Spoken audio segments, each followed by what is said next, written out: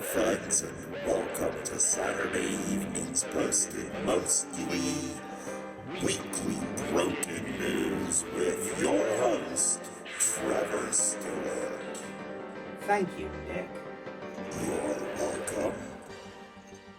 Hello, friends, and welcome back to Saturday evening's posted mostly weekly broken news with me, your host, Trevor Stewart. And we're going to start this week with something that is near and dear to my heart, and that I just heard on NPR. Apparently, Dungeons and Dragons therapy is a thing. I would like to sign up for it. I believe it is very real. It explains why, now that I am playing my first chaotic character, I feel so good. And after that overshare, moving on to something from UPI. And somewhat of a recurrent theme on this show. Twice escaped Missouri bear being moved to Texas for new home.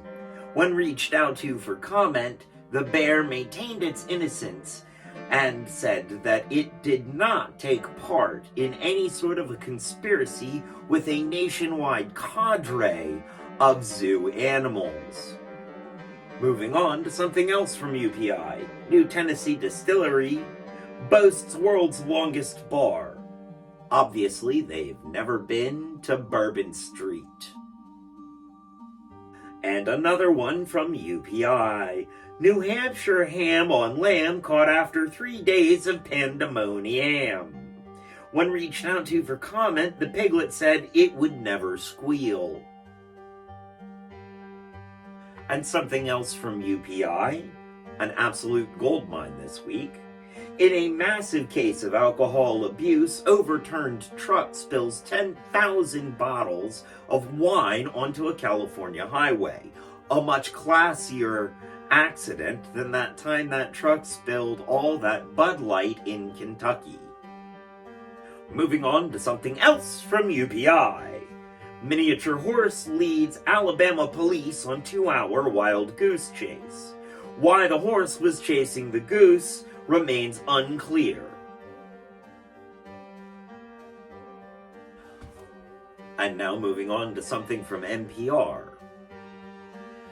Trump plans rally/protest at Waco, Texas, because there's nothing horrible that ever happened in Waco, Texas in 1993, 30 years ago. But this does remind me of that horrid old gem, Why Are There No Jonestown Jokes? Because the punchline was too long. And moving on to something from UPI in a segment we call Australia, where everything's trying to kill ya, mate. Woman finds venomous snake in bed. This is not a joke. This is a public service reminder to always check your sheets in Australia, where everything's trying to kill ya. And moving on to something else from UPI. Cow gets new sanctuary home after Brooklyn slaughterhouse escape. Cow claims to never have heard of the Missouri bear and definitely didn't discuss plans of escape over pizza. I need to figure out which one of my correspondents is asking such strange questions. And moving on to something else from UPI, and I believe it is our last story from UPI this week. Mysterious minion sculptures appearing in small Australia town, making no one we reached out to for comment slightly uncomfortable. The minions, when reached out to for comment, said, "Ooh, banana." And moving on to something from the Associated Press. In an attempt to supplant Florida for supremacy of stupidity, Two men Shawshanked their way out of a Virginia jail and were subsequently reapprehended several hours later at an IHOP. I hope that smokehouse combo was worth it. Smokehouse combo? Really? They couldn't have chosen a place with a more interesting menu?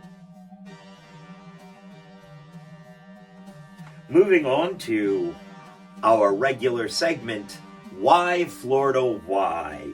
From News 6 Orlando, Florida man arrested after slapping woman with slice of pizza for spanking child. This leaves me with many, many more questions than it answers. But honestly, I do not want any answers to any of the questions that I have. The only question I have that I really feel required to ask is, why, Florida? Why? And moving right along to something from the Associated Press. Missing porcupine brain returns to Berlin Zoo, but Pinky is still at large. Me personally, I think this might still be a part of the brain's plan to take over the world. Because they're Pinky and the brain. And moving on to an article from Popular Mechanics. A direct quote of the headline, 2.5 tons of natural uranium are suddenly missing from Libya.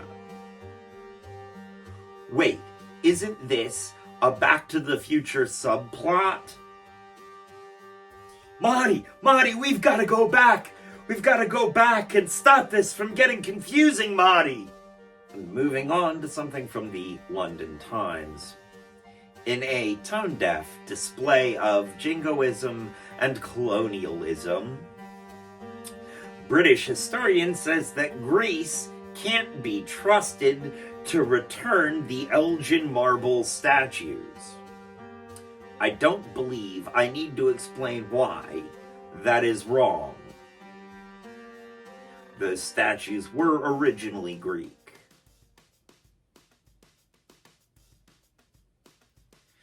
I'll leave you with it. And moving on to something a little more local from WSLS News 10. Political mistake, Florida Governor Ron DeSantis to speak at Liberty University Convocation on April 14th in the Vines Center on campus in Lynchburg, Virginia. And I would personally like to ask Florida to stop exporting your crazy to Virginia. We have enough Falwell on our own. Thank you. And moving on to our last story of the night, paraphrasing an ABC News Australia article, famous Australian stolen sports car recovered after being dumped by thieves because they couldn't drive stick. Gives new meaning to drive it like you stole it. And with that, I would like to thank you for joining us this evening. And as they say around here, 2 up, 2 down, VA, double deuces, I'm out, y'all.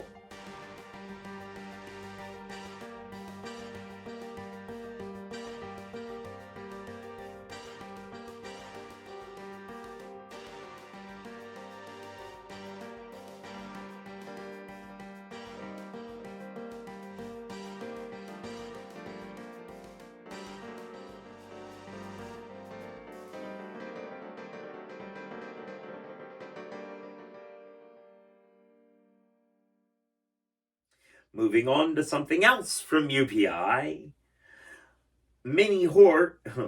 Moving on to something else from UPI. Miniature horse.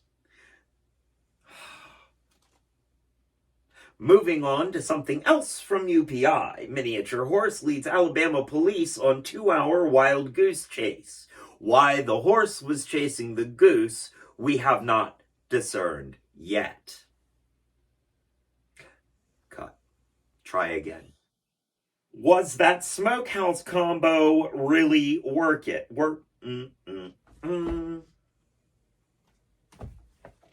Was that smokehouse combo really worth it? Smokehouse combo? Really? Why couldn't they have chosen a place with a more interesting...